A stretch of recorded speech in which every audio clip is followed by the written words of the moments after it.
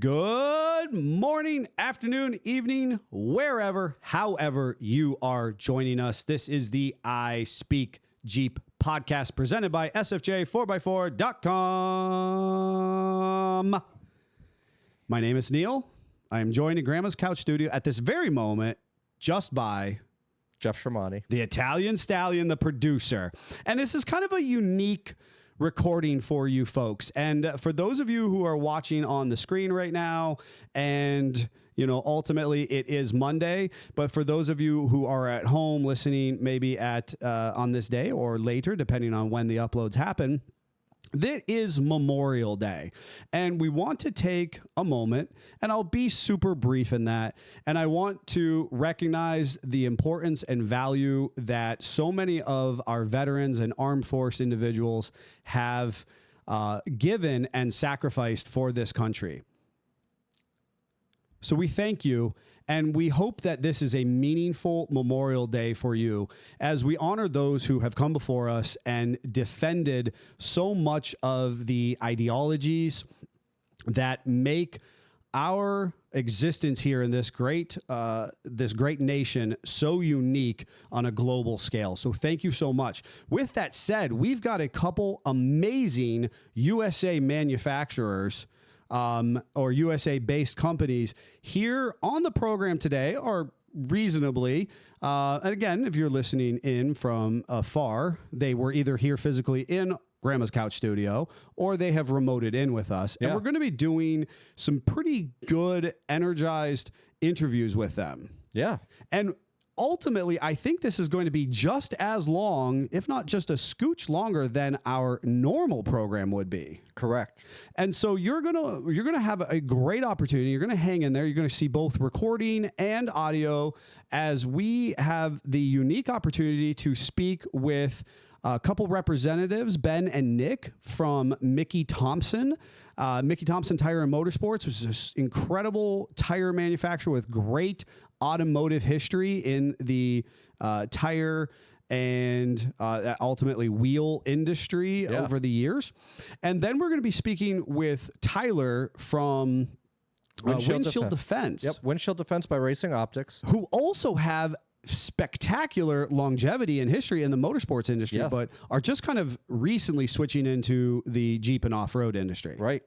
And both of these companies we have reasonably partnered with in some capacity, not only to benefit you, our listeners or our viewers at home, but our direct customers. You'll notice that actually over the last couple weeks that Windshield Defense by Racing Optics is actually sponsoring this podcast per episode. Yep. Making it available to you and making this make sense in the grand scheme of things.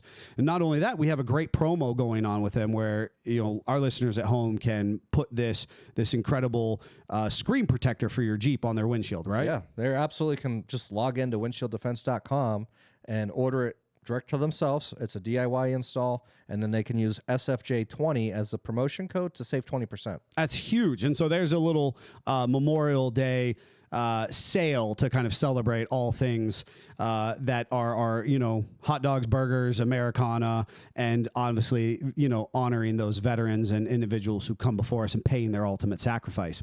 So with no further ado, we'll get into our interviews. Make sure you hold in there, stay in there for all of them. It's great content. You're not going to want to miss it. SFJ 4x4 Studios presents In my oversized four-wheel drive Jeeps. a Jeep podcast starring industry experts. Pure monosity. What? Say that again. With mad scientist Scott Brown. Use my drill press as a sort of lathe. Our host, Neil Simpson. If one light goes out, they all go out. Filled with shenanigans. We are really professional with Jeeps. This is I Speak Jeep. Good morning, afternoon, evening, wherever, however you are joining us. This is the I Speak Jeep podcast presented by SFJ4x4.com. You sure? Very sure. And Jeffrey gave us our goat this time. I did. I was really happy. He had to like intentionally do it. Yeah. I was waiting because we because we have some special guests in studio, and we'll get to that in a second. But I wasn't sure if he was going to reveal the goat to them because we didn't prep them for the goat at all. We did not. Well, I could have just done this. I didn't wear my I didn't wear my Taco I know Bell you don't have your sunglasses. sunnies. I really, you know what? I was confused. Oh man, I'm sorry. Well, Jeff folks- really likes his new toy. he does. He's really. Is this the tickled. debut of the sound effects? No. last a couple Mondays ago. By the time that folks are listening to this, Yep. we are actually doing something a little unusual.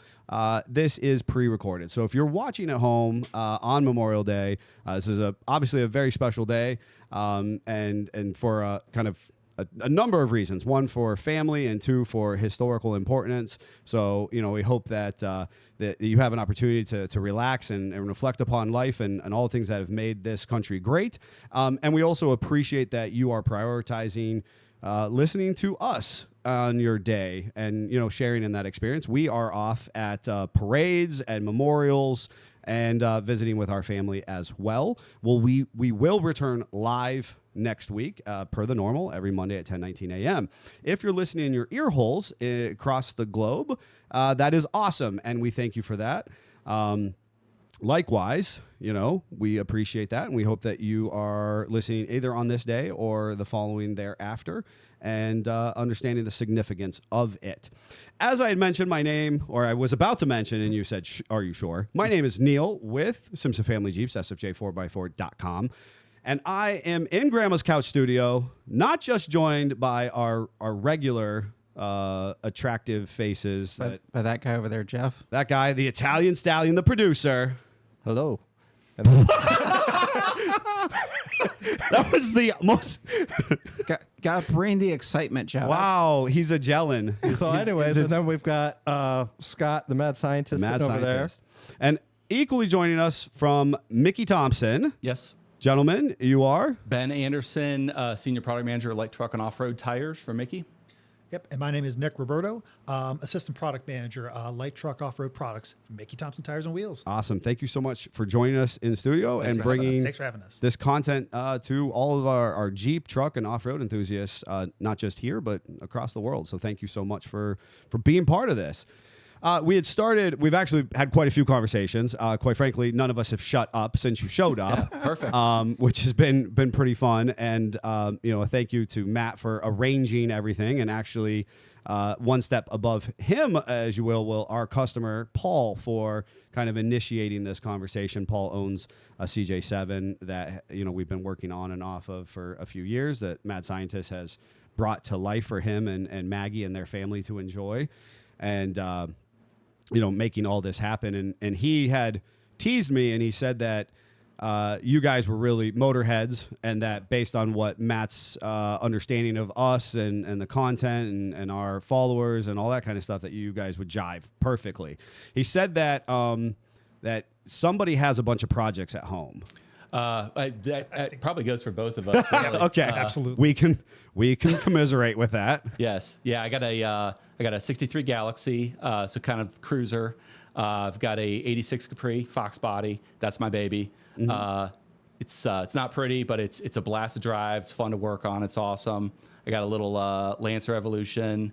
What else?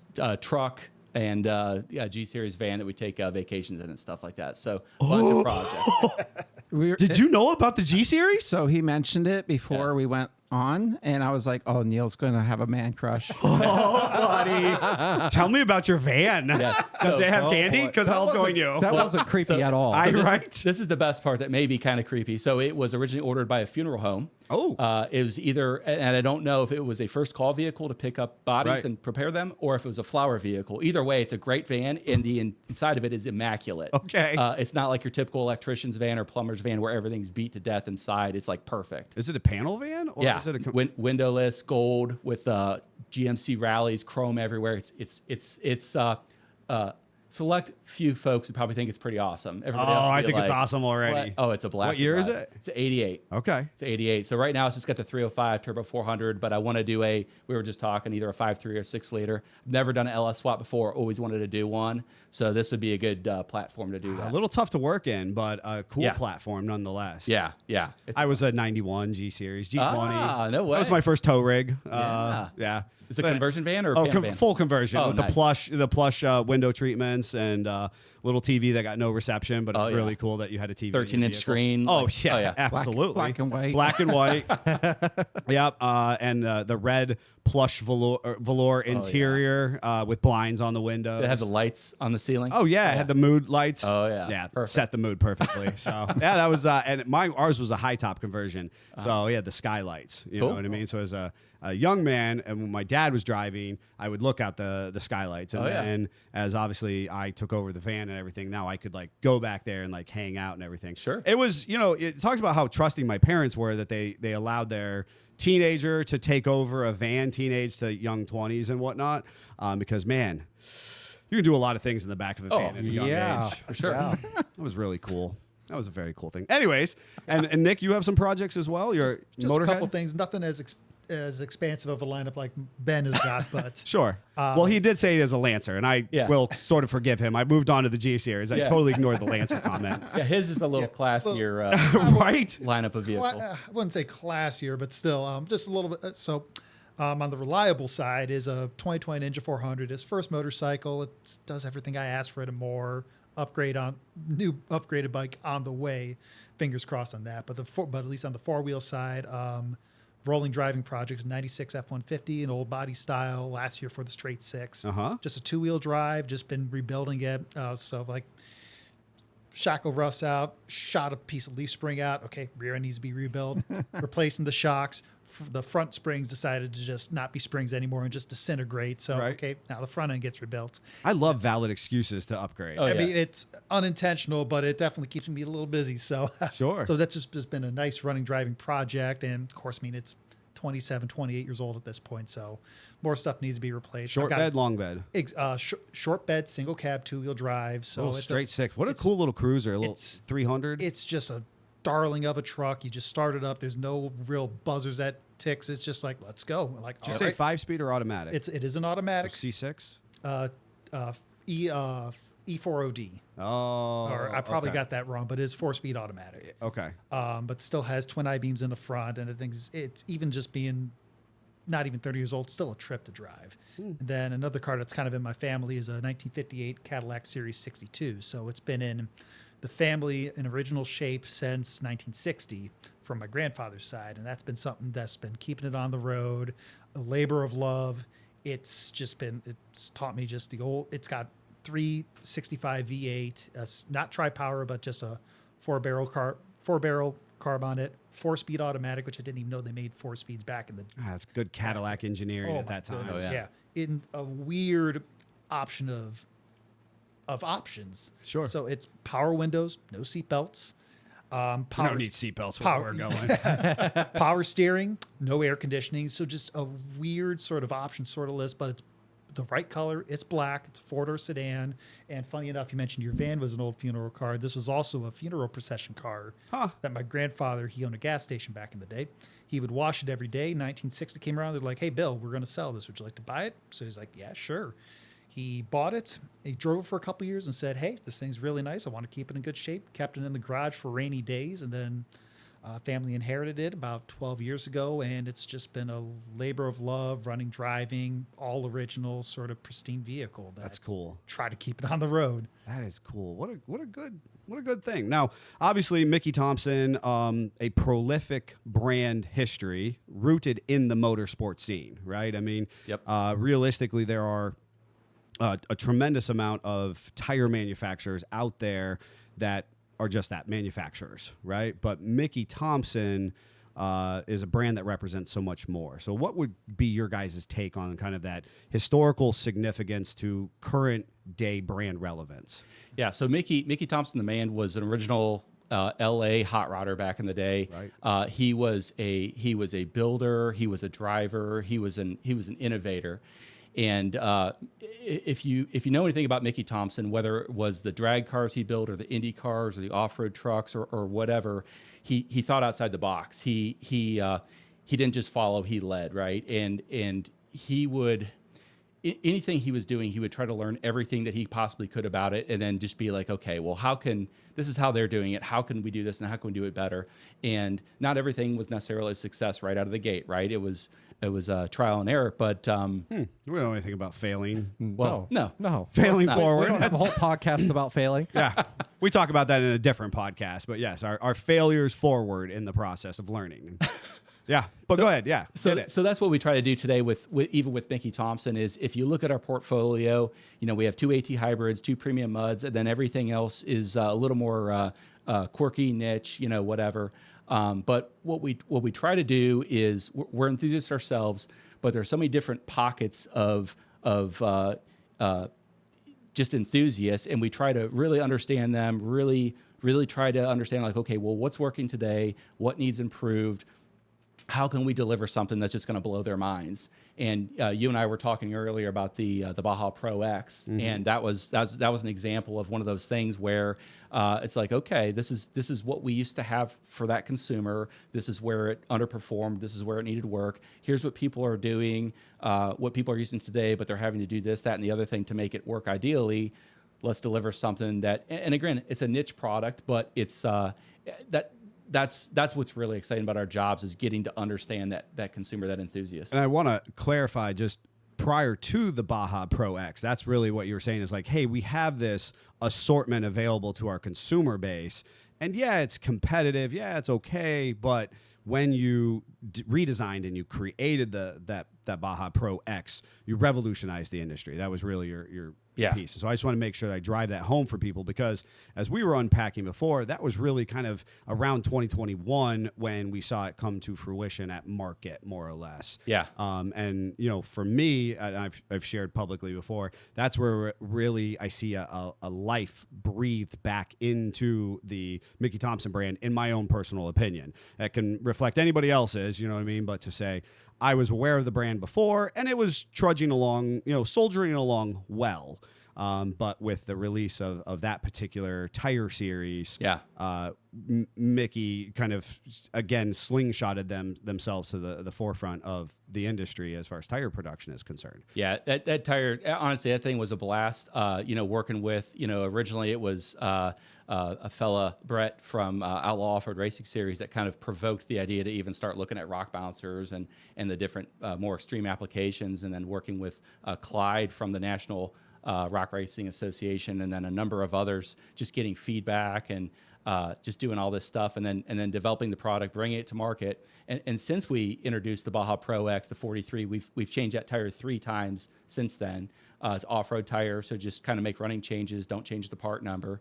And we've even done that as well with the Baja Boss X. We introduced the first version of that tire, I believe it was 2020.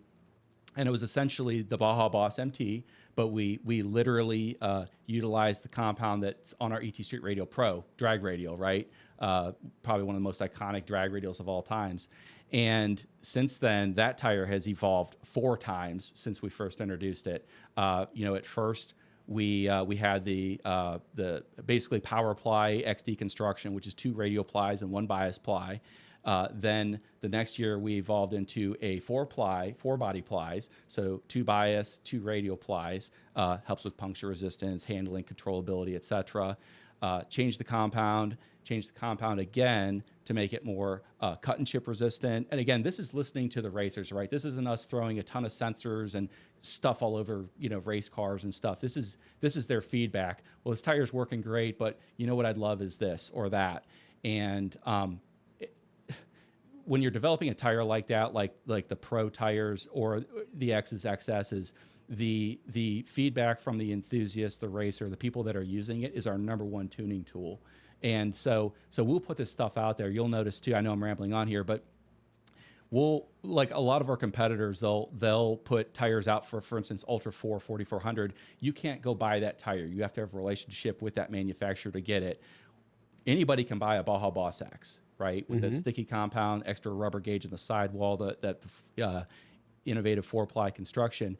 And one of the best things about that is we get feedback through our tech lines, through social posts, through people that we work with in the industry to say, here is how this recreational rock crawler thinks you can improve this product. Here's how this 4400 racer thinks you can improve it. Here's how, so and so. And we take that, and that's what helps makes us better. Yeah, that's awesome. So I managed to not interrupt him. I know. I saw I got so excited, right? Yeah. I did. I had a nervous twitch. I was all ready to do that to you. But I really want you to know that people are so thankful for you talking because they're really tired of hearing me talk. Yeah, you said about rambling on, and I'm like, no, Oh, wow. No, You I'm used haven't- to Neil. Yeah, I was gonna you say- haven't started rambling. I was yet. going to say, everybody who listens is so tired of me doing that, or Scott then when Scott's like, I'm going to tell you all these facts, and then like people go to sleep. Yeah, I like you're facts. you're Facts are good. perfect. Yep. So one thing I wanted to interject is he told a really cool story about how they developed that tire. Yeah. And that was a really cool story. And I think we should do it again so that we can have everyone here. Sure. So essentially, the Pro X, where that originally started, was a fella that was a engineer with the organization, left the organization, but we stayed in contact for years and years. Had a rock bouncer of his own, as well as a heavily built Jeep, and we'd catch up like every year or so, just stay in contact. And I was wearing him out. I was just like, hey dude, why don't you have Baja claws on your bouncer? What's going on? And then he proceeded to tell me, well, it's because of this, that, the other thing. And so he's like, I'll tell you what. He's like, get out to a rock bouncer event, go check it out, and see what's up. And then I just showed up at it was actually Clyde Bynum's National Rock Racing Association event, one of his events back in, I think it was 17 or 18 or something like that, just as a spectator, And I'm talking to people, I'm walking around checking out the bouncers and stuff, and I start striking up a conversation with a young guy. It ended up being Clyde's son, the guy that runs the series, and he said, hey, let me introduce you to my dad. So we went over, we started talking and stuff, and as I'm looking at everybody's tires, I'm seeing what a lot of people are running, but I'm also seeing that, okay, well, they're having to cut out some elements of the pattern. Okay, so basically they want something a little voidier, shorter pitch count to help with mud traction, right? Some of the people are actually, grooving out rubber from basically the area between the treads. Well, why are you doing that? To lighten them up. Okay, so they're too heavy. So just thinking of these different things, getting feedback from these people. They're not going to tell me specifically, I want a lighter tire. I'm seeing this and understanding what can we do to really deliver something like an out-of-the-box rock bouncer tire, basically, right? And then just taking all that and essentially what we did, what my boss at the time, he said, you use one side of your brain a lot. I want you to use the other side of your brain. So order some modeling clay and let's start playing with patterns.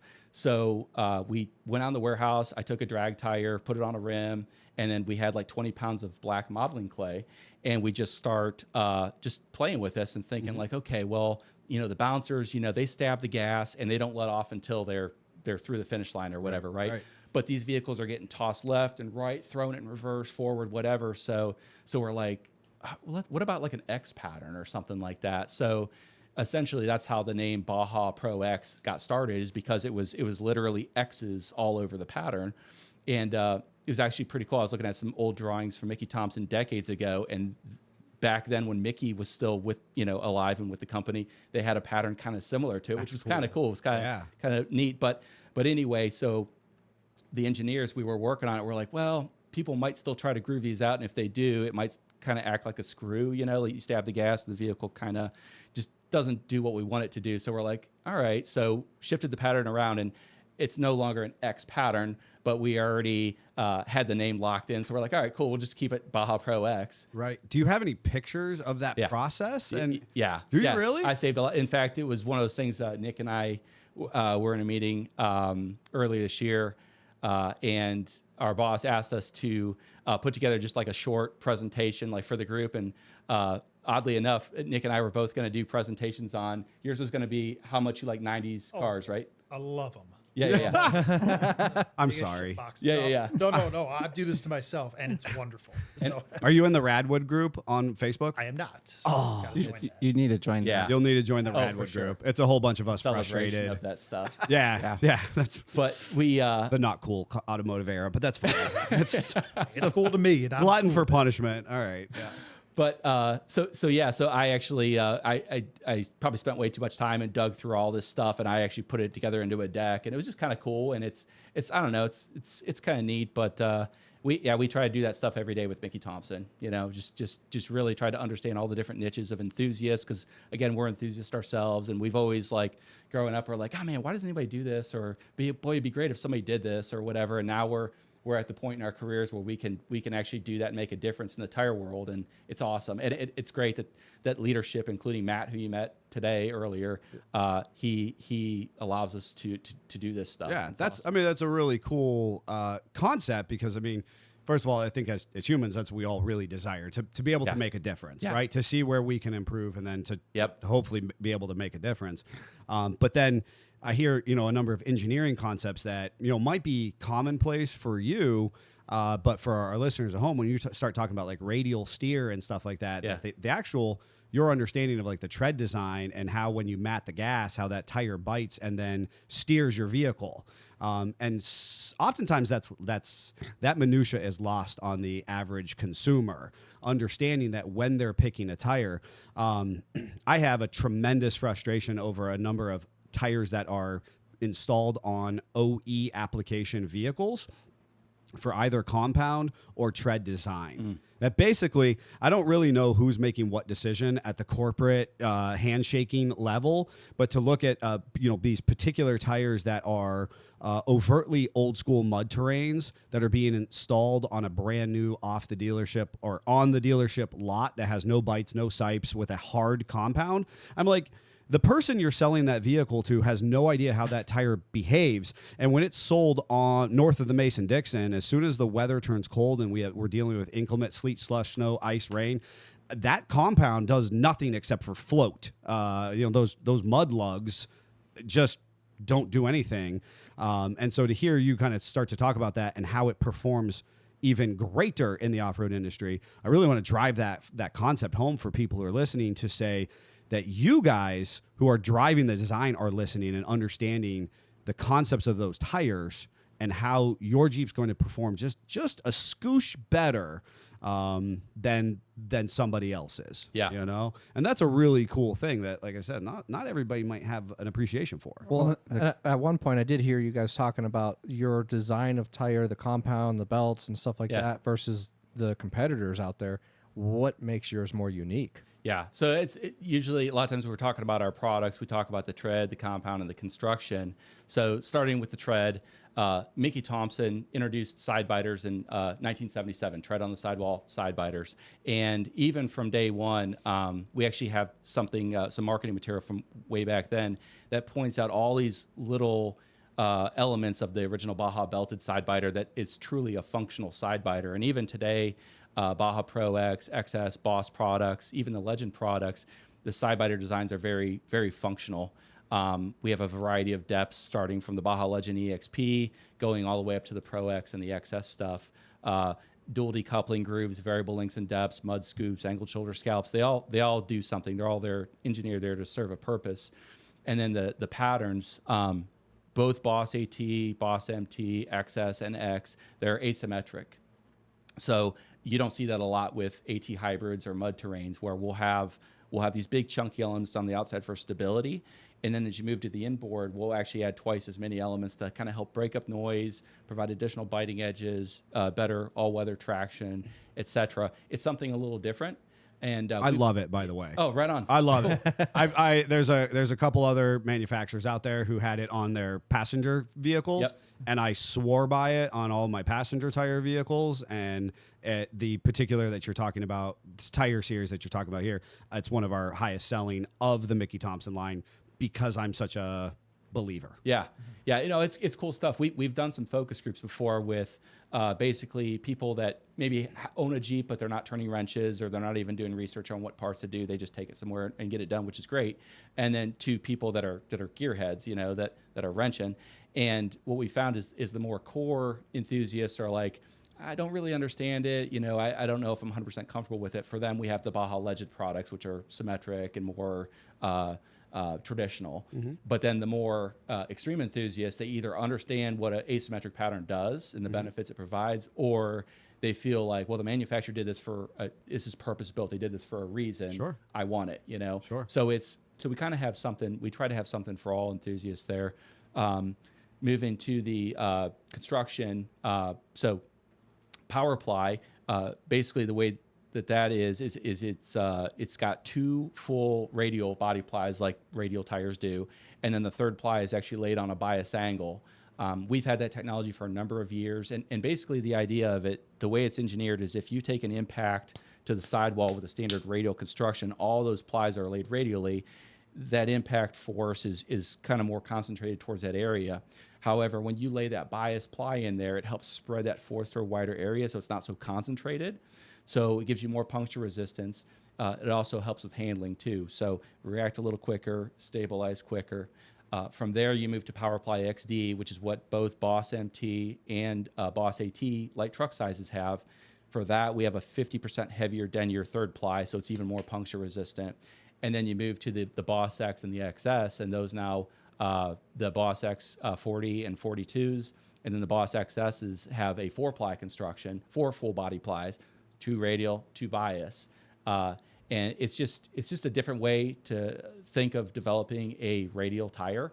Has the benefit, all the great benefits of a radial tire, but you kind of like we were talking earlier, you don't want to forget the past because there are benefits to a bias ply tire as well. So when you can kind of couple those 2 technologies, it does help with the puncture resistance. So, and for some of our listeners, can you explain at a elementary level the difference between bias and radial? Yeah. Basically, he wants you to explain it to me. Okay. That makes it easy. Really, I felt bad for Jeff in this conversation. His eyes And glazed over? This was Jeff was way over his head. Gone. I'm He was I'm gone. like, this is great. I'm loving this. I have no idea what he's saying. So I need you to explain. I need you to break it down like you're a first grade teacher and share with Jeff the difference. So we'll talk about for a sec. We'll talk about drag tires. Have you ever seen a car launch off the starting line with where the sidewall wrinkles up? Oh, yeah. like Yeah. wads up. Exactly. So with our drag tires, we have bias ply and we have radial tires, right?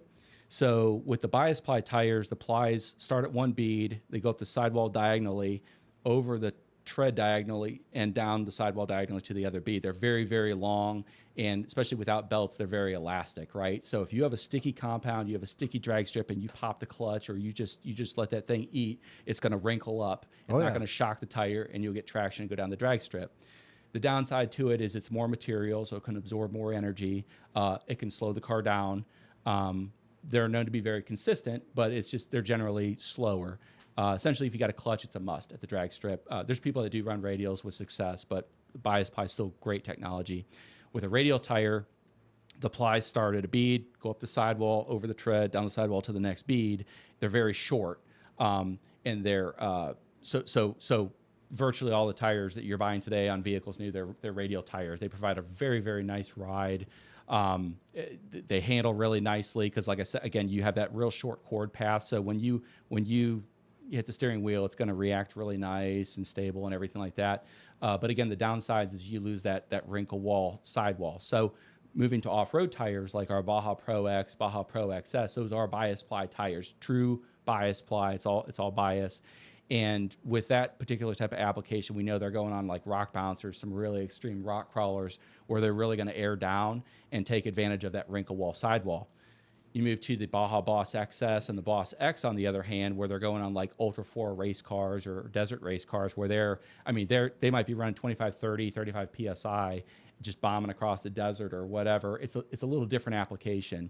It's still going to allow the flex and everything like that, but it's throwing the components at the product that's appropriate for basically the intended consumer, right? So bias ply, again, it allows you to kind of wrinkle up and wad things up. Radial is just a really nice quality on-road experience. Maybe the analogy is not correct, but as you were explaining it the first time with how you combine the 2 technologies, all I could picture is bridge construction and putting the X's in the bridge for that strength and rigidity of it. Sure. And I think that based on the automotive history, bias ply kind of maybe has a little bit of a negative connotation when it was as used as a on-road daily driver tire, because of course bias plies, even as we're still being produced even in the 90s and stuff. They would flat spot when it got cold, and so you would initially have this wub wub wub wub as you warm them up and the air pressure expanded. Radial tires are now far more prolific on our passenger vehicles because they have just kind of a better consumer experience. Now, how does this relate to load rating and belts, right? So, or plies, maybe is what I should say, because oftentimes we really try to encourage our customers, specifically in the Jeep market, to shop a 6-ply tire.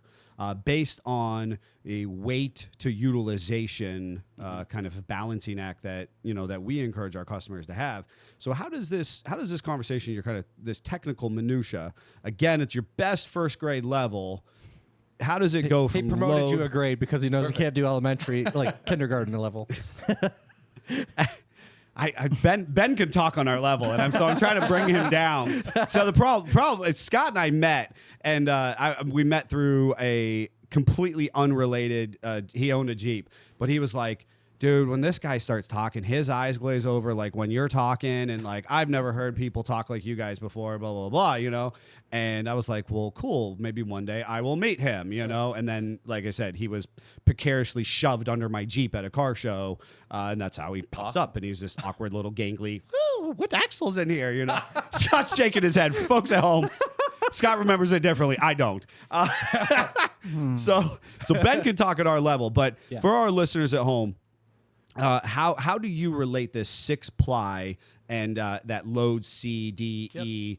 Because realistically, we see some E's and F's being kind of what I feel like they're cheap, big, heavy off-road tires, but they appeal to the budget-conscious consumer. And so we're always trying to say, like, maybe you shouldn't have a load F on your two-door Wrangler.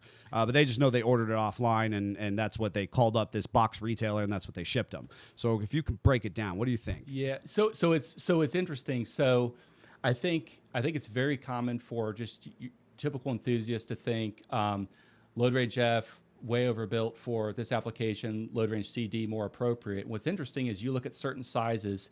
By the way, those load letters, the C, D, E, F, it's all dictated by the Tire and Rim Association, which is what I believe probably most of the reputable tire companies base their standards on. So it's a EDI standards manual.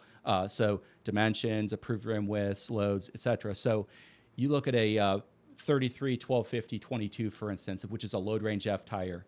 It's only a 114 load tire, right? So that tire, even though it's load range F, 80 PSI tire, it would be overloaded on virtually any 3/4 ton, 1 ton pickup, mini half-ton pickups, even some Jeeps. Whereas you look at other sizes, some of our bigger 17s and stuff, that might be a load range C or D, but it's got like a 128 load on it, right? Because it's a much larger tire. You can fit. It's a much larger cavity for you to cram this air pressure into, and when you have more air volume, you don't need as high of a pressure to carry the load. So I don't know if that was like first grade elementary level, but it's so bigger tire means less air. So yeah, generally speaking. So there you go. That's fine. That's fine. So the big thing that you want to make sure you do, especially if the vehicle's used on road at all, is you basically want to take a look at that factory tire size that's listed on the placard, on the door jammer, the glove box door, or whatever, and understand what that factory load number was. So like on your typical half-ton pickup Jeep, it might be like 112, 114, 116, somewhere in that range. 3/4 ton, 1 ton pickups are typically like 120 to 126, somewhere in there. And what you want to do is when you're shopping for a tire, don't shop for a tire by the load letter or the 8-ply, 6-ply, 10-ply, 12-ply. Shop for it by that load number. You want to make sure you match that, go with the same as that or higher. In some cases, it could be a load range F. In some cases, it could be a load range C. So if you have any questions on that, you're shopping for Mickey's, you can absolutely contact our tech department via email or phone. They'll help you out. Only if you're shopping for Mickey's. Only if you're shopping for Mickey's. You may not call them about some other manufacturer. I'm saying that to you right now. If you had the idea that you're going to shop around, don't waste their time. Yeah. So if you're buying Mickey's, call them. Thank you. Yeah. So no problem. I got you. Something else that our tech team does too is we have all those standards manuals, Tire and Rim Association handbook. ETRTO, which is European Standards Manual.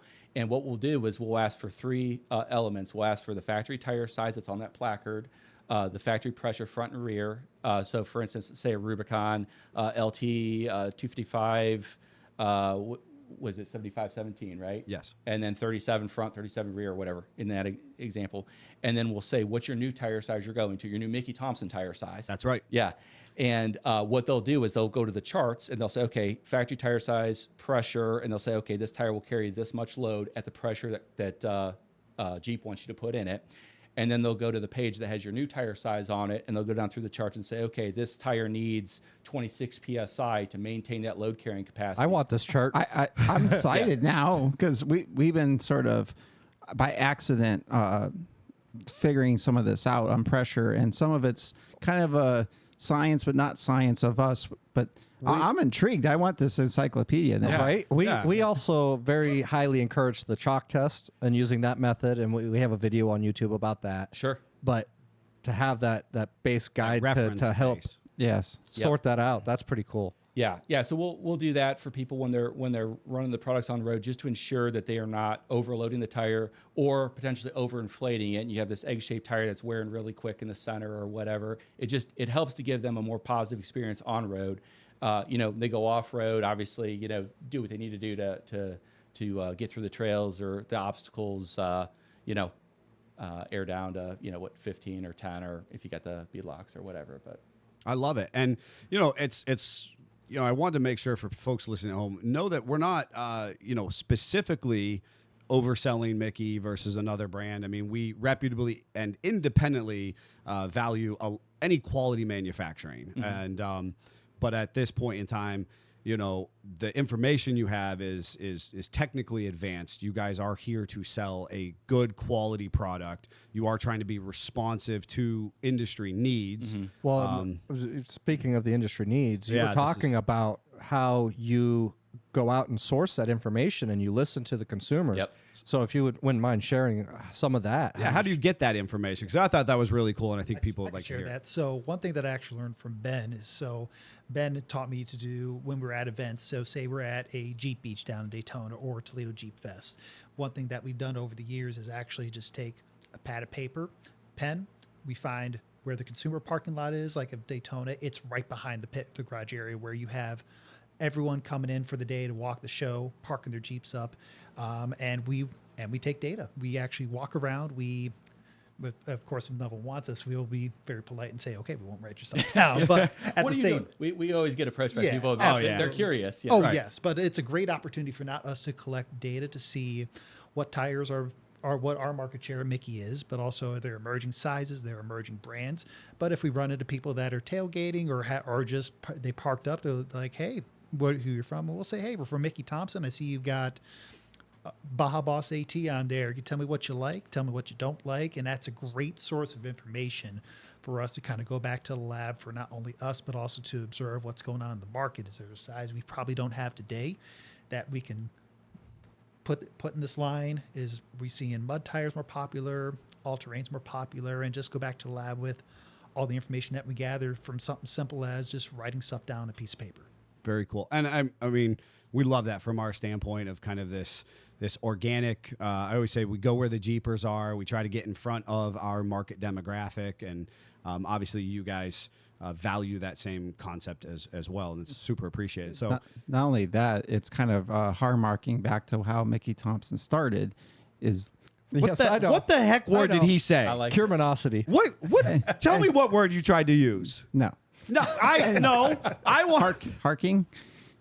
No. Anyway. Okay. No. What, reflecting on where Mickey Thompson came from? Is that the concept you wanted us to? Yes. Okay. All right. I think he was saying hallmarking. Hallmarking, high marking. Yeah. Harmark. Anywho, so Okay. back in the day. Damn it, Jeff. Anyway, while he's done for We're a off minute, the rails again. I'll pull us back on like normal. All right. Yeah. If use whatever word you were going to use. Mickey was doing something. So back in the day, Mickey Thompson was an enthusiast. So he was out in the desert running. He was out on speed trials on the salt flats. He was drag racing, that kind of stuff.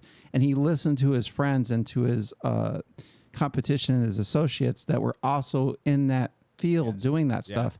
And one of the things that is most speaks to me is not only did that work then, but it works now because we have, a group, a brand that has enthusiasts that are going out and they're not just blindly making a product and then you have to digest it. They're going out and they're saying, what do we need? How does it work? Why does it work? How do we meet our consumer where it is? Which really speaks to me at a level, because there's so many times we feel on our side that people don't listen. People aren't open to critiques or hey, if you did it this way, it'd be a little bit better. So it's very refreshing to hear a big name like Mickey Thompson going out and saying, hey, what do you have? Why do you have it? What are you doing with it?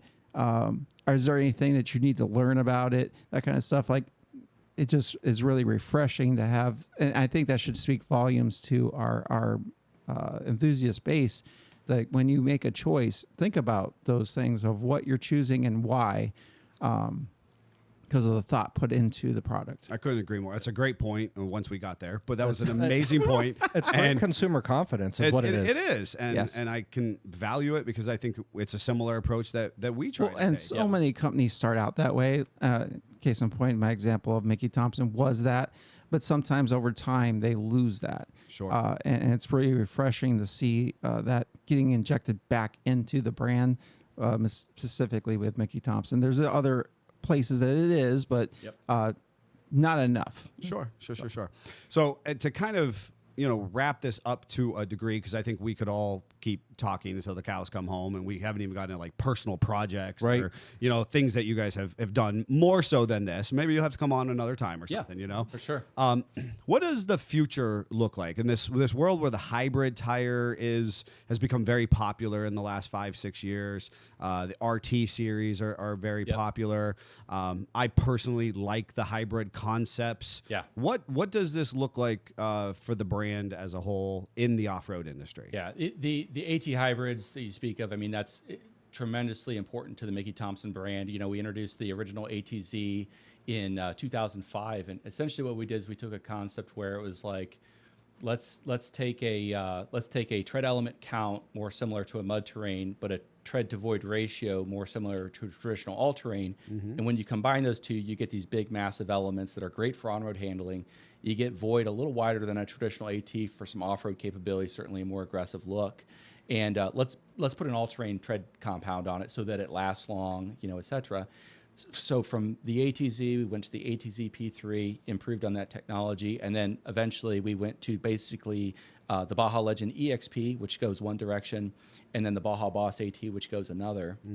And some of the biggest things that we wanted out of the next generation AT hybrid for the Boss AT was 3-peak mountain snowflake certification on a number of the sizes. So 1250, 315 and narrower all have 3-peak mountain snowflake certification. What does that actually? There you go. That's what I needed you to break it down. Yes. So basically, it's a traction test that we do, and we're basically we will not put the stamp on the tire if it just meets that number. We have a certain number that basically an internal standard that we have to beat to say, yes, absolutely, this thing is worthy of having this mark on the tire. So, and for the 3-peak, it is, I will say, universal. So when people are tire shopping, they will see that sometimes advertised. And it's basically, again, in a rudimentary fashion, it's 3 seasons capable. 3-peak. So I mean, the Boss AT is a beast of a tire in the snow.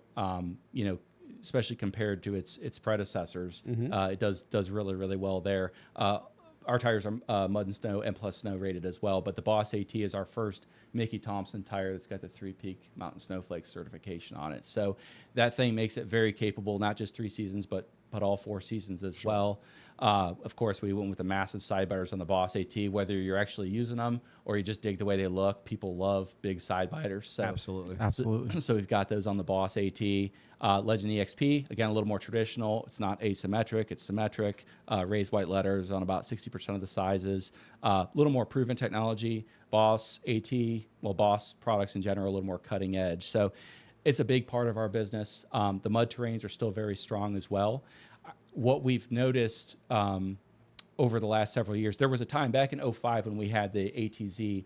There wasn't a lot of AT hybrids that existed in the market, right? You think of the big brands today, they didn't have a tire like that. They had a traditional AT and they had a mud terrain. Yep. And I think a lot of consumers, the AT was too tame, so they just bought the mud terrain. Yep. Yeah.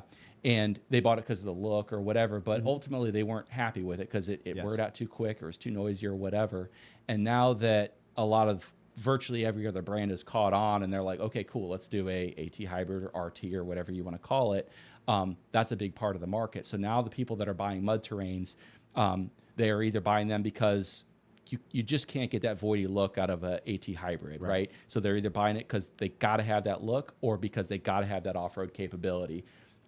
So Mickey Thompson, we, again, like Nick was saying, we collect these data at these events, and as a whole, as the true mud terrain market may have declined a bit with AT hybrid taking over, with the more extreme enthusiasts, they still rely on mud terrains. You go to Moab, EJS, virtually any Jeep gathering, and mud terrains are still going to dominate. There's still a need for them, and we're going to continue to invest in mud terrains. As, like I was saying earlier, we've got a tire we're targeting to introduce in 27 that we've been working on for a few years.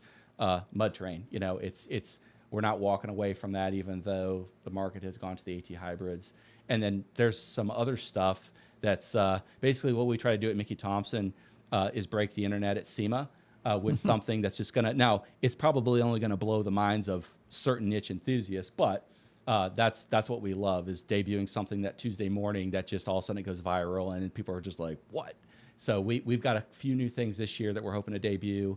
And then honestly, I was telling my boss, Matt, the other day, if we do it right, I mean, we've got several years of awesome new stuff to show off. So we're excited about it. So we're going to be going all over the place. But the big thing is our consumer is the enthusiast. And that's our focus, and it's always going to be our focus. We're not everything to everybody. I would say the majority of the population has never heard of us. We're not easy to find. We're not cheap. That technology costs a lot of money to develop. And we got some pretty cool stuff coming. So that's a great way to close it. I appreciate you guys so much taking time and prioritizing, being here today in person, seeing, our shop and what we bring to the table, awesome. And obviously sharing with everybody at home. This went fantastic. Yeah. And great. Awesome. Really value guys making a priority for our people who are tuning in. And again, I'm going to hammer home, folks. If you want to know more, you can call their customer service. But as a person who oversees customer service, don't call them, waste their time about, shopping for some other tire, right? Respect that. And the internet's full of cool stuff. You can look around at data there. Yep. When you're ready to commit, call them, get a part number, and call us. Yep. That's what I'm talking. Yep. So I love it. We've got Jeeps to do. You guys have celebrating with your family and obviously respecting the day that this is. Until next time, Jeep on. Jeep on. Jeep on. All right, folks. And as a continuation of this kind of special interview episode, we have a really awesome opportunity. We have a incredibly unique product that we are not only going to be kind of talking about today as far as an interview, but you're going to have the opportunity to see this product in living color, live action, not on one, but 2 Jeeps coming up in the very near future, kind of going along our show circuit. And so one of the ones that is probably most notable is going to be Johnny 5, that massive over-the-top built Gladiator. And so you're going to see the product that we are going to currently be talking about in person in the very near future. But before you get to see it, we have this unique opportunity where we have Tyler from Racing Optics on air. Thank you for joining us today, Tyler. Thank you for having me. Absolutely. And we're going to be talking about what makes this product uniquely special and, of course, how it appeals or applies to all of our customers who are listening near and far, right? And as I mentioned, you're going to get to see it installed on a couple vehicles, which is going to be very cool. We love to see, not just talk about it, but be about it, right? Well, and we talk in the shop all the time about consumables and shop used items. And on vehicles, you've got wipers that are consumables, brakes are consumables. On Jeeps, your windshield might as well be a consumable. God, that's so painful to think about, but that's the truth. I mean, I literally just got my windshield replaced for the 3rd time. Yeah. So it happens. Yeah. And you know what? I mean, my very first Jeep, I always tell people I had no idea what I was doing. I fell in love with an idea, as we oftentimes tell our customers. Yeah. That was exactly what it is. I bought my Jeep with a broken windshield back in the 90s, basically. And at that time, it was a lot of money, but it was $150 to replace it. Is it $150 to replace them anymore? No. In fact, if you want OEM on it, I think it's $700. That's on the low end of things, and right? That's if it's just the glass. Now you get into the calibrations. If you've got the cruise control, auto cruise control settings and camera, you've got heated windshields. You've got all these different things that are built into them now. Antennas built into them. And everybody knows I hang out on the social pages, and I've seen people get quotes as high as almost $1,500 for a glass replacement. Yeah. But Tyler and company have a unique solution to try and protect us as Jeep owners the best of their ability. Is that right? Yeah. So what are we working with then? Tyler, what do you got? So just to start it off, it's basically a multi-layered. Think of like a phone screen protector, but for your windshield. Okay. There's multi-layers to it. So 3 layers of protection that you get to slap on the front of your Jeep and treat it basically as 3 different windshields. Huh. So the first layer. So this is a protective film. I mean, how does that lay out? It comes in a roll. Yeah. So it comes in a little rectangular box, right? It shows up that way, and it's rolled up around a tube. So you just take it out, unroll it, and you prep for the install, and get 2 people to put it on your windshield, and it's basically just one piece of film is the way you would see it. Okay. And there's 3 pieces laminated together that you would just tear off as they go bad over time. So, say 9 months, 9 months, 9 months, you just tear a layer off and start over. How do they go bad? So they're meant to be destroyed, right? So they're the sacrificial lamb, I guess, right? So there's a hard coat on there that eventually will start to fail. So it just depends on how long it lasts, really, where you're at and how much driving you're doing. Sure. Do you park it in the shade? Do you park it in the garage? Go to wash it every week, whatever. Sure. But we get, on average, probably 9 months per layer is what we see for most customers. Okay. So you might see, sorry. No, so I mean that's great. I mean, you're talking about 9 months per layer, and you got 3 layers. You're well into a year and a half at that point. Yeah, honestly, if you maintain it and take care of it, we see a lot that just go up to a year, and we just recommend don't go past a year per layer. Okay. So like 2.5 to 3 years per application, probably about that. Interesting. You might see a bunch of crap on there that you're tired of looking at, or maybe your windshield wipers are starting to leave streaks, or it's just been beat up over time. So it'd just be an indicator to take a layer off and start over. I do want to break down more of the technical knowledge of that, but before that, can you tell us about how you got into this and where the Windshield Defense company started? I know it's with Racing Optics, but tell us more about that. Yeah, sure. So Bart and Steve Wilson are brothers and owners of the company. Their dad, Dempsey Wilson, used to race in the Indy 500 back in the early 50s, I think. And he used goggles, like glass goggles, and he'd use a couple of them, right, because they would get dirty or whatever, and he'd switch them out. So years later, they are thinking, there's got to be a better way to do that. So Racing Optics tear-offs are born in motocross, and so they're for goggles and helmets. So a guy named Ricky Carmichael comes across it, tries it out during a race. He ends up lapping the field multiple times, and that's awesome. People are watching this race, and they have no idea what's going on, right? This guy's just going, where other people are literally stopped and having to wipe their face off from dirt and mud or whatever. So that kind of, it was a big pop for them, and started growing. So we got into all kinds of different partnerships. Oakley goggles, we're on all Oakley goggles. Medical, we're in thousands and thousands of surgery rooms. We got with NASCAR, IndyCar, Formula One racing. So it really just blew up. When you say in surgery rooms, what are you doing in surgery rooms? So basically, like hoods or any kind of mask in a quote unquote heavy surgery, a dirty surgery, like Sure. debris. Yeah. Instead of the surgeon having to go and, clean up in a back room or whatever and deglove, reglove, all that, a nurse can just come up and take a layer off of his mask, and it's like nothing happened to him. So he can see again in That's awesome. 2 seconds versus taking 5 minutes to go clean up. Yeah. So this particular product at its core, its concept has diverse utilization. So how do you cross over into the Jeep market? Yeah, so they're thinking, right? Obviously, Bart and Steve are thinking we have to, there's a windshield market. Why not get into that? So they came up with a way to optically index multiple layers of film with adhesives and hard coats to help it make it last longer and be protective, right? So they went out and bought a Jeep after looking up, what windshield breaks the most. Yeah. Jeep wins by a landslide, right? So they go get one. I think it broke literally within a day or two. So they're like, okay, we have something here. Let's run with it. And, that was 5-6 years ago, and we've just been growing ever since.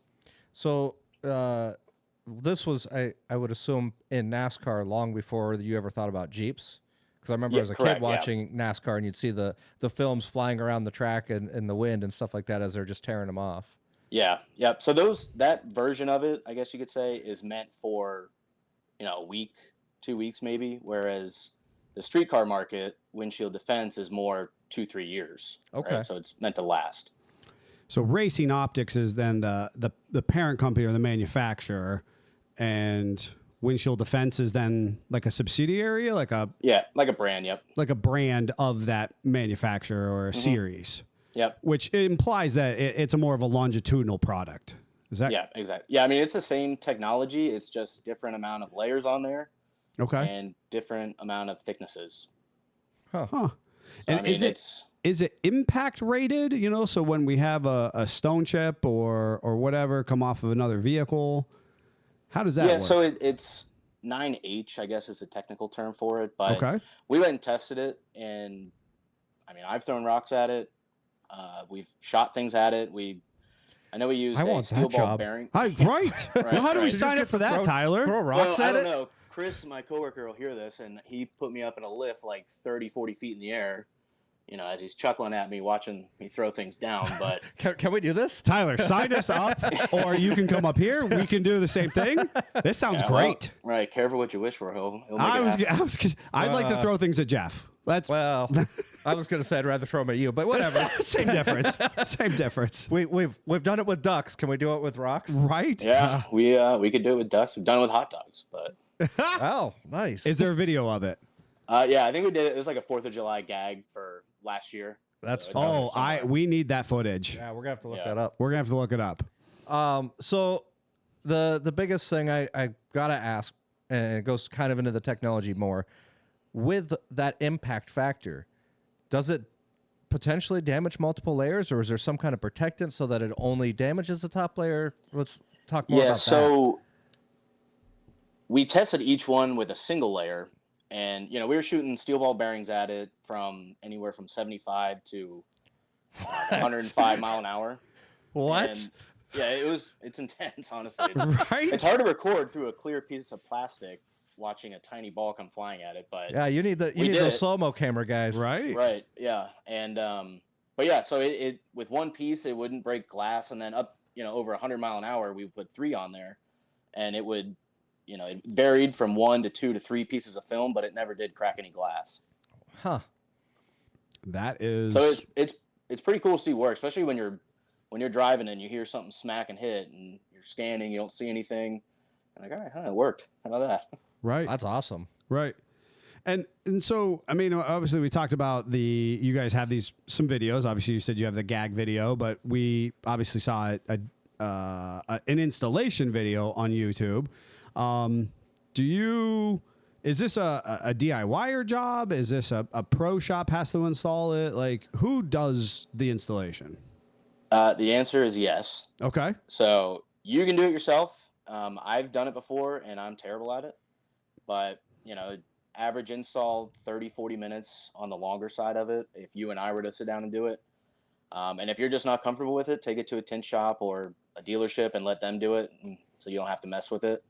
Which, someone that does mess with film or tint all day, 20 minutes probably, give or take. Sure. Let it sit for an hour, and then you're good to go. Oh, that set for an hour piece is good to know about, especially for DIYers if they're going to do it. Obviously, this is something you would recommend doing in a garage or a clean environment because of dust and debris in the wind. Yeah, exactly. Just minimize anything blowing or floating through the air with a fan or wind or anything like that. And do you have a specific installation for Jeep products? Or is it just kind of generalized? It's specific to each model that we have. So we have flat glass models right now, Jeeps being the major one. So on our website, you can just pick what model you have, and it's cut and shaped to that model. So you take it out and you just put it on the windshield, set it, and you're good to go. And I think we found to be fascinating as reasonably experts in the industry, you actually have a separate category for the JL Wrangler as you do the JT Gladiator. Is that correct, or are you familiar with that? Yeah. Yep. So I mean, it varies very, very minimally, if at all, really. Sure. But it makes it easier just to choose your model and check out that way. Right. So people who are listening at home are thinking, hey, I might want to go check this out. It is valuable to actually put your model in when you are going through the shopping process, just as a word to the wise. And it's laid out on your website very easy and clear to pick your models. I was playing around with that a little bit and thought it was very consumer friendly. Yeah, we've tried. We've messed with it a whole bunch, so trying to make it as easy as possible, basically. Right. And so as far as this, highly tech-centric world is that we're living in, obviously we have adaptive cruise control. We've got a lot of front-facing, dash cams, a number of different things. Have you seen how they are affected by this technology, by this protective screen protector for our windshield? Yeah, so it does not register on any sensors or cameras, anything like that. The VLT it's affected by 0.007%. Okay. That changes actually, so it really doesn't change at all. So if folks are listening, they shouldn't be concerned that that anything goofy is going to go with their front-facing camera or any of their adaptive technologies. Right. Yeah. Whereas like a tinted version, you might have to worry about it, but this is so clear that it doesn't change it at all. So the cameras literally can't pick it up. Now I do have a question regarding that. So like when you put a new windshield on, if you have adaptive cruise, you have to have it recalibrated for that camera. Does putting the film over cause for recalibration, or is it, again, that such little difference that it doesn't even notice? Yeah, I mean, you just wouldn't want to do it at the same time just because there's soap and water drying while you do that. So a camera might pick up soap and water, but, so if you calibrate it on Monday and then install this film on Tuesday, then you're good to go. If you install the film on Monday, maybe wait until Friday, Saturday to when it's dried out to calibrate the camera. Okay. Yeah, that's so. I mean, you won't be able to really see it, but a camera might be able to pick up tiny specks of soap and water, if that makes sense. Sure. Absolutely. No, that makes perfect sense.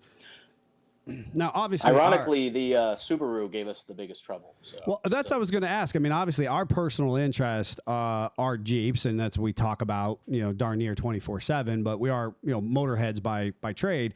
So you started to kind of segue into it. What other applications do you have? You said the Subaru gave you the most problems. Yeah. So Chris, he's tested this film, with everything basically, and it's just ironic that a Subaru was giving him, I guess, the biggest trouble. But like in the racing world, anybody that does weekend racing, we could do film for. As far as windshield defense goes, right now we have it for Jeeps, Broncos, Ineos Grenadiers, and then Mercedes G-Wagons. Okay. Just because the glass on those are relatively flat overall. Sure. And then with more models to come, hopefully, later this year, 2026, but TBD on that. Right. So you are looking to try and expand that product offering. So if somebody at home has some other daily driver or some other vehicle, they might have something coming in the future. Then it sounds like. Yeah, I mean, trucks, Sprinter vans, regular sedans. Yeah, Basically trying to get everything. that makes sense. It's a cool product. Now, you talked about the longevity already, the 2.5 to 3 years if you take care of it. What does taking care of it mean? What's the procedure? Can you go through car washes with it? That type of stuff. Yeah, I mean, you can treat it like a windshield, really. And as far as taking care of it, I mean, I go through a car wash 2 or 3 times a week, which is probably overkill, but why not? But once a week, car wash, replacing your wiper blades, which I know you're supposed to every 6 months, but who does that? 6 to 9 months maybe, replace your wiper blades, and just even cleaning it yourself helps, just to get bug guts or small chips or whatever that maybe you can wipe off yourself instead of having to look at it. But I mean, it's really not much to it. You just try to clean it and keep the shield as clear as you can. But with this, are you able to put like windshield banners on it? That's in the Jeep community. It's really popular to have the windshield banner with some kind of saying, or in our case, our shop logos on there. Is that okay with the vinyl on top of it, or? Yeah, so you can put it on top of it for sure, just not on the glass and then put our film over top of the vinyl. Makes sense. Just because it's gonna, the vinyl's thick enough to where it's gonna show a little bubble around our film, so it's not gonna be able to cure completely on the glass. So it might cause the film to pop up or bubbling, or it just might look terrible, and fair. You're gonna see that and not want to look at it. Right now, it's not the product that you guys want it to be. You can stand behind it if it's reasonably installed correctly, but if somebody tries to, put it over their windshield banner. So it sounds like customers who have their Jeep's name or whatever brand they want to rep, they're going to have to obviously clean that off or peel that off before they use your product. But you can always put it on the up surface or the outermost surface. You're just going to have to buy more banners, is what it sounds like. Yeah, or we've had customers reverse print them and put them on the inside of the windshield facing out. Oh, yep. Oh, yep. So wow, that's the secret. That's the way to do it. That's what's up. Yeah. So I mean, the problem with that is the tinting too, on the top of the windshields, especially on the JLJT. You'd have to have it pretty low for it to show through. Huh? But hey, it's a great option. Yeah. But, I mean, it's cheaper than a windshield, right? So. Oh yeah, way better. What? So, I heard from a friend that you guys were at Jeep Beach. Is that accurate? Yep. What other major events will you guys be at? So the next big one is probably going to be the Smoky Mountain one, the Jeep Invasion up in Tennessee. Okay. And then we're looking at possibly SEMA, which is kind of all cars, obviously, but those are probably the 2 biggest ones for the rest of the year. Those are 2 that we are also considering. Yeah, we're looking at maybe some Overland Expo ones. We actually were just at the one, I think it was today. So in Arizona, the Flagstaff one, which that was our first time going to that. It was pretty huge, so it was cool to see. I haven't talked to him about it yet, but from what I heard, it was good things. Sure. I mean, the overlanding scene is just sprawling at this point. Yeah, it looked massive from the pictures and videos I saw. It was very dedicated big. Group of people, to say the least. Yeah.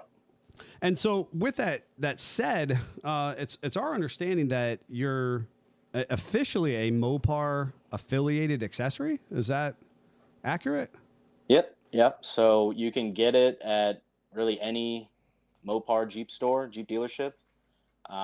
We've been in that now for probably close to 2 years, right about there. But yeah, it's cool to put that logo on, and we've had people come up to us at events and see that before even looking at our product, and kind of like a badge of approval almost. Sure. And then they'll walk up and, so you guys are Mopar. Let me hear about your product.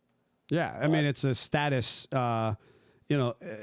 status indicator to say we've done, we've done the appropriate things to get this approval. Yeah, almost being legit, if you will. Oh yeah, it is. It absolutely is legitimizing your product and your process.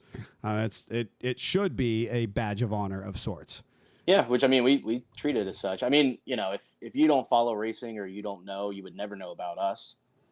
It's hard to spot a a clear piece of plastic on Sure. a wall or piece of glass, right? So Sure. seeing this helps kind of give those who would have no idea a sense of ease, Mhm. or if they're questioning it, they at least can see that.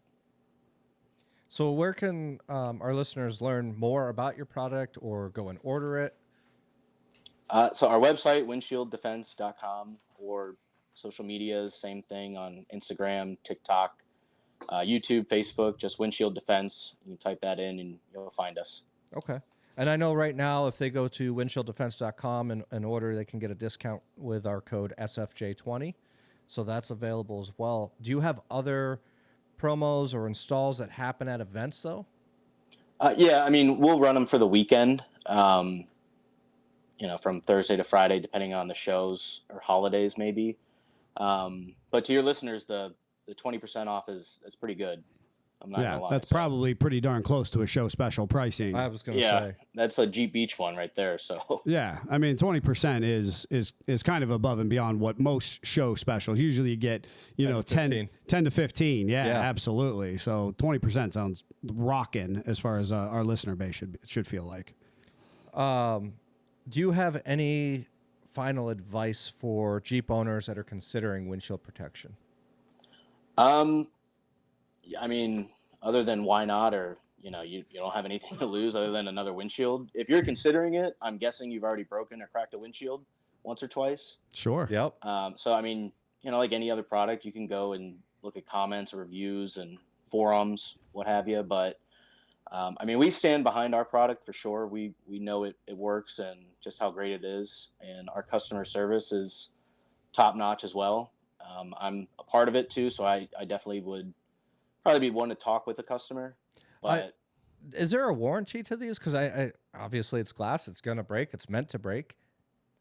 So we warranty the film. Basically, if the film fails in any way, we'll replace the film and we'll make it right with basically any customer.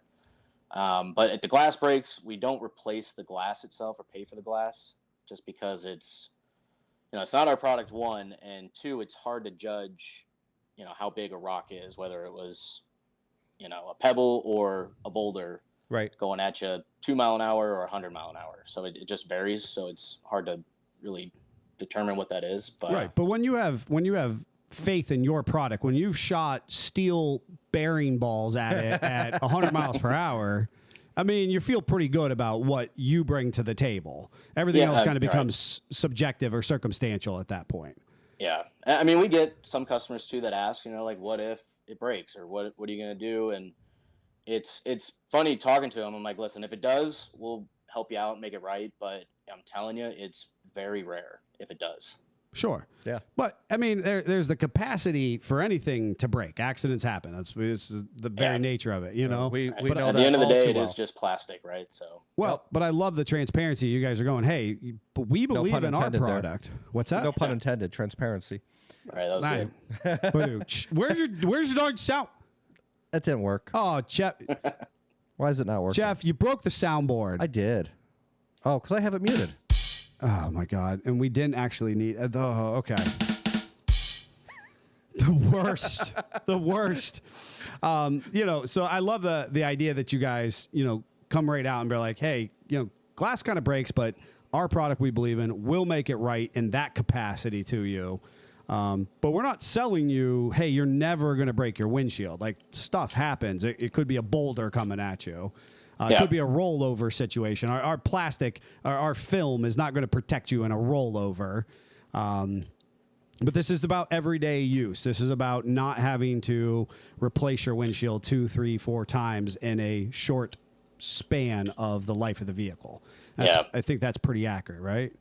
Yeah, So- I mean, it's the highway driving, really. 9 out of 10 that we hear about is I was just driving down the highway, I saw a pebble fly up, and boom, it cracked my windshield. So this film is really made to stop that. Right. I love the attention to detail. Like, this is one of those products. The challenge for me at an ownership level is, big, sexy wheels and mud tires and lights. That's easy for somebody to feel that immediate gratification. They know where their money went. They can pull up to the Jeep meetup and they're like, yeah, there's, I got cool tires and wheels. But this is a product about, for the people who really understand it, it's about protecting the value of their investment.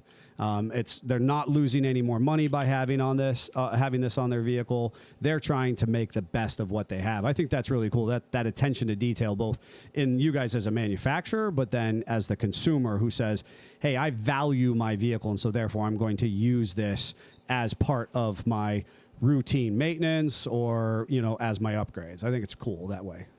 Yeah, I mean it's the one accessory that you won't regret getting. Sure. It's hard to see, but it's worthwhile having. Yeah.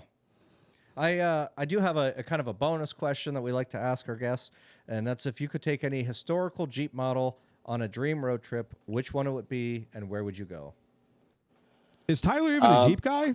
Maybe he's a Mercedes guy. Did you even ask him that? Nope. Well, I don't have a Mercedes, but that would be cool. I do have a Jeep. Okay. A JL, a 21 JL. Okay. All right. Congratulations.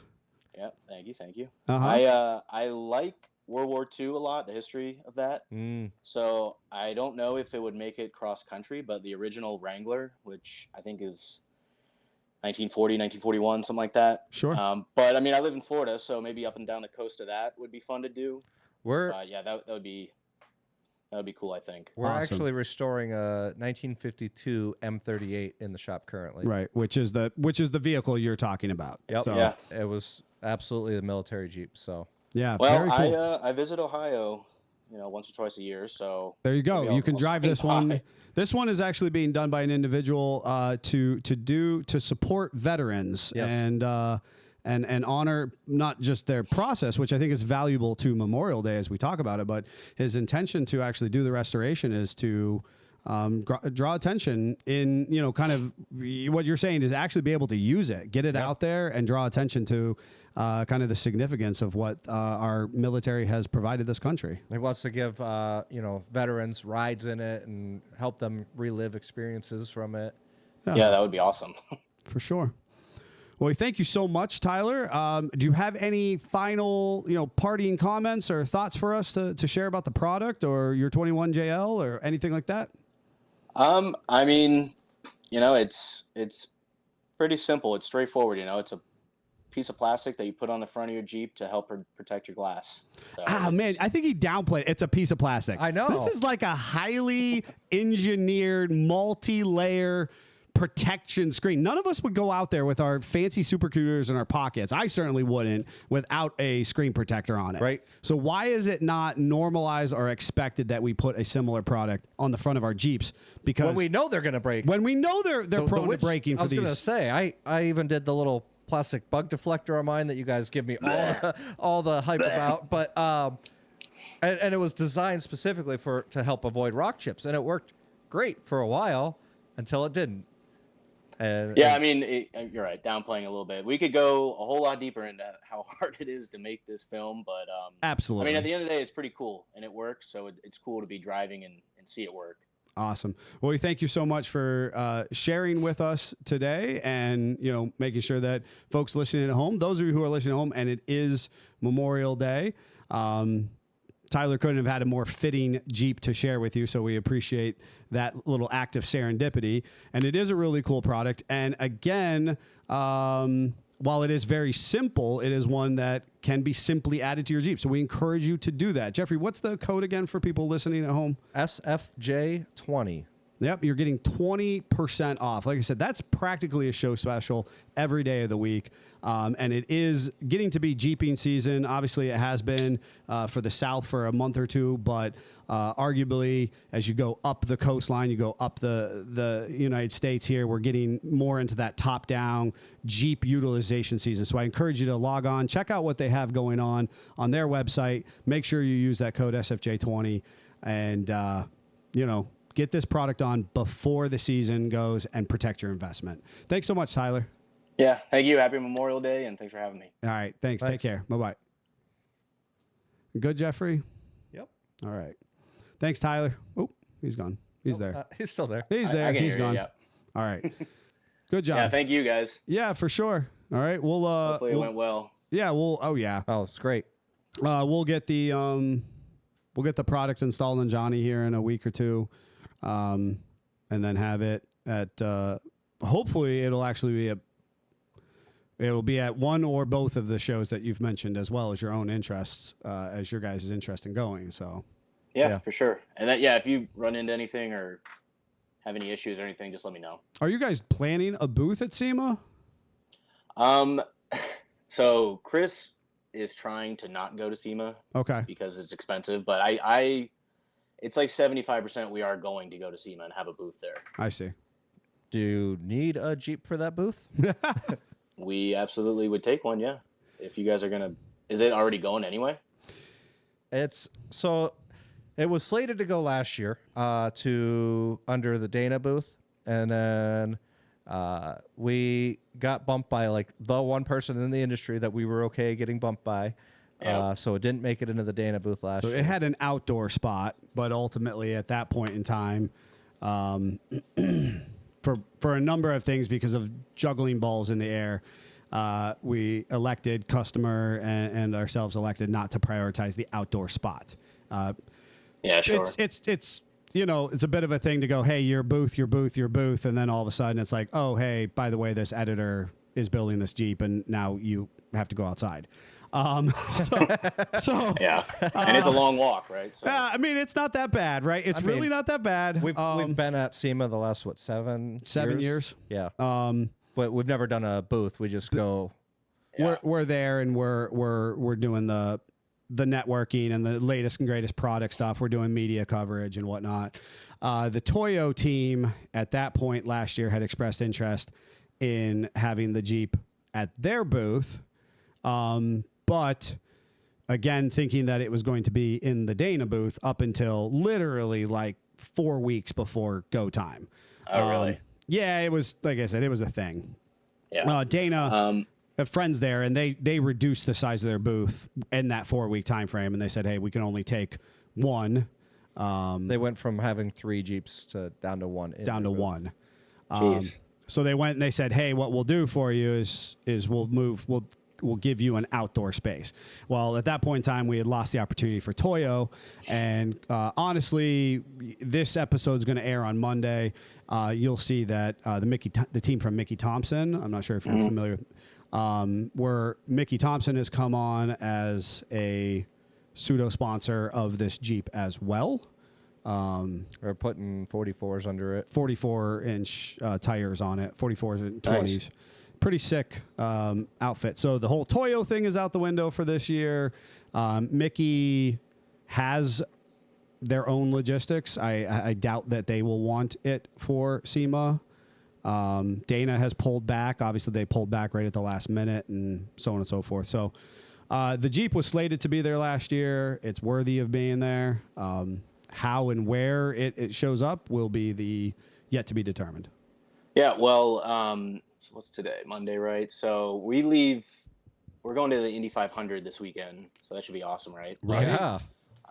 After that, Chris will be he coordinates everything with SEMA, so we can just mash together an email or even a phone call and get that going and see what it looks like. I can't really speak on where he's at with it or anything, but sure. I would think for sure we would take it. Yeah. Yeah. I was going to say, what we can reasonably do is that if you are interested, I'm going to be very blunt. We're going to have a time frame of right of refusal. And so we'll offer it to you guys based on the working relationship that we have going on, that we've established at this point. And we'll just have to set a date. I know that we're eager to get it out there. We're willing to handle transportation costs and everything, so that's not something we're looking for anybody else to, and we'll kind of outline what we bring to the table as well. I've seen the Jeep. It's a badass Jeep for sure. Oh, yeah. And we got some influencer last year to put her Jeep in our booth, so our company Jeep is actually in North Carolina, so he wouldn't want to ship that back to Vegas. So sure. I would think that this would work out. And I have a call with him this afternoon anyway, so I'll bring it up to him and just be like, hey, we're gonna send an email out. But I just know he's dealing with everything Indy this week. Indy and prepping logistics. for it. Yeah, that's a pretty full plate. I can appreciate that totally. Yeah. And I'm not looking for a decision for today or tomorrow type of deal, but given the peculiarities it's that SEMA. yeah, right. Yeah. It's SEMA. It comes up on us fast, and the peculiarities of last year where we had verbal commitment and we did not have a written commitment. And we had that verbal commitment all the way through September, basically, of last year. Before it before the carpet it would give Chris a heart attack if that happened to us last year. He's looking more like, let's get this thing set in stone and done so he can move on to something else. I love it. That's what I want too. Absolutely. That's what I want. 4 weeks before SEMA, I wouldn't want to see it, but I would like to see his face if something like that happened. Oh, well, we lived it. We know what that face looks like. It would suck. I can imagine. I have a very good friend in the industry. I did not talk to him because he's one of the chief engineers at Dana. He is not in control of their marketing logistics side of things. Yeah.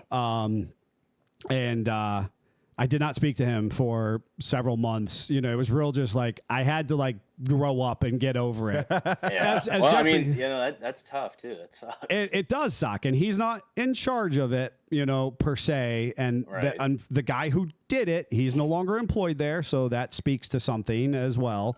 But it's still a hard pill to swallow when you have all of this momentum, and we had even like done a big release to be like, hey, look for this Jeep in this booth. Big teaser about it, yeah.